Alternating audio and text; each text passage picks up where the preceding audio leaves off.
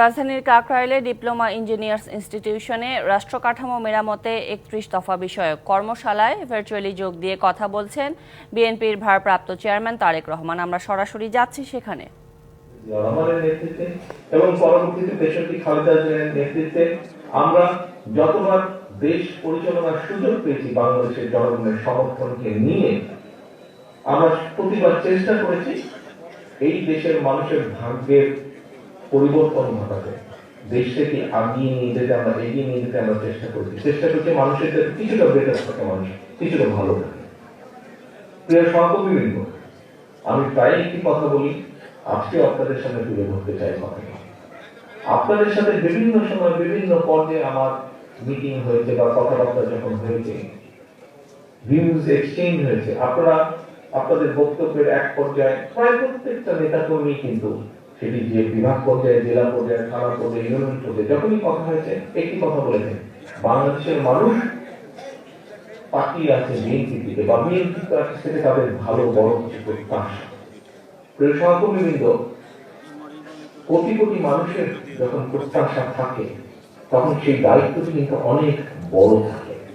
আজকে দেখুন, আপনি নিজে যখন বের হন আপনার এলাকায়, তখন কিন্তু এই বর্তমান প্রেক্ষাপটে আপনি একজন ইউনিয়নের নেতা হন, আপনি থানা, পৌরসভা, উপজেলা, জেলা যেই পর্যায়ে একটি নেতা হন না কেন, আপনি বিএনপির মূল দলের নেতা হন অথবা আপনি অঙ্গ সহযোগী সংগঠনের নেতা হন, আপনি যখন ঘর থেকে বের হন, আপনার আশেপাশের সাধারণ মানুষ যারা আপনাকে জানে যে আপনি বিএনপির সাথে সম্পৃক্ত, বিএনপির রাজনীতি করেন, দেশের কি খালেদা জিয়া, শহীদ রাষ্ট্রপতি জিয়াউর রহমানের রাজনীতি আপনি করেন, আপনাকে সালাম দিয়ে কিন্তু জিজ্ঞেস করে, ভাই কি অবস্থা, দেশের কি অবস্থা, কি হবে, নির্বাচন কবে হবে, জিজ্ঞেস করে না? এখন প্রশ্ন করে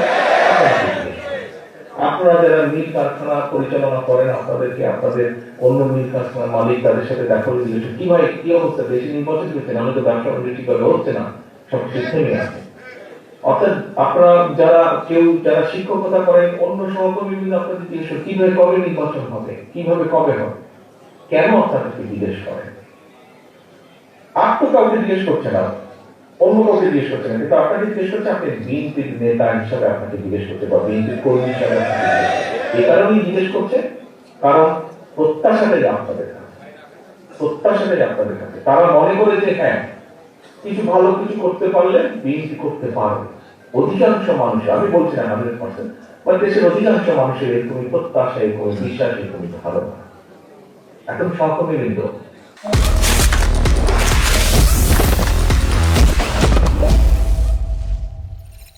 আপনারা এখানে উপস্থিত প্রত্যেকে একজন রাজনৈতিক কর্মী। একজন রাজনৈতিক কর্মী অথবা একটি রাজনৈতিক দলের সবচেয়ে বড় সফলতা কি? আমার এই প্রায় 35 বছরের রাজনীতির অভিজ্ঞতার আলোকে আমি যেটা মনে করি, একজন রাজনৈতিক কর্মী বা রাজনৈতিক দলের সবচেয়ে বড় সফলতা হচ্ছে মানুষের আস্থা অর্জন। মানুষের আস্থা অর্জন। এই যে আপনি যখন বের হন, যে কথাটি বললাম, আপনি যখন বের হন, মানুষের সালাম পাচ্ছেন, আপনি দেখুন আপনার নাম যদি ধরেন, আপনার নাম কাশেম, আপনার আশেপাশে সমাজের, আপনার সামাজিকভাবে আপনার আশেপাশে অনেক কাশেম আছে, কয়জন কাশেমকে দেখলে মানুষ দৌড়ে এসে সালাম দিচ্ছে অথবা কথা বলছে, কিন্তু আপনি কাশেম আপনার সাথে কেন কথা বলতে সালাম দিচ্ছেন? বিকজ আপনি বিএনপি করেন। আপনার সাথে অথবা তার সাথে, সেই ব্যক্তিটির সাথে যারা সালাম দিচ্ছে, যাদের কনসার্ন আছে, যারা জানতে চাইছে, তারা মনে করে যে তাদের ভাগ্যের সাথে আপনার একটি বিষয় জড়িত আছে, আপনার কথাবার্তা, উঠা বসা, আপনার বক্তব্য, বিবৃতি, আপনার কাজকর্মের সাথে তাদের ভাগ্য কম বেশি জড়িত আছে, তাদের ভবিষ্যৎ জড়িত আছে। সেজন্যই আপনাকে জিজ্ঞেস করে, আপনার উপর আস্থা রাখতে পারে, ভরসা রাখতে পারে। প্রিয় সহকর্মীবৃন্দ, আমার মূল যে কথাটি ছিল এখানে বলা, সেটি হচ্ছে যে এই যে আপনার উপর আস্থা ভরসা রাখছে, এই যে এটাই হচ্ছে আপনার সবচেয়ে বড় সফলতা একজন রাজনৈতিক কর্মী হিসাবে।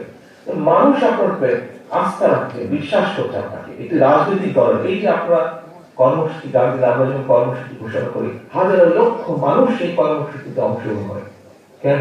মানুষের আস্থা বা বিশ্বাস।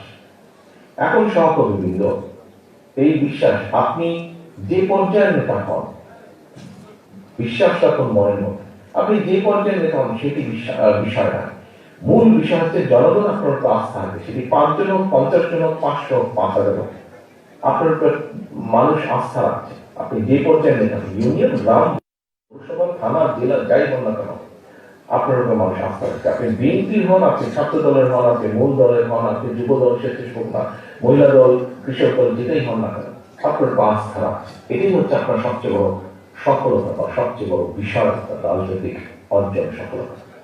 এখন এই আস্থা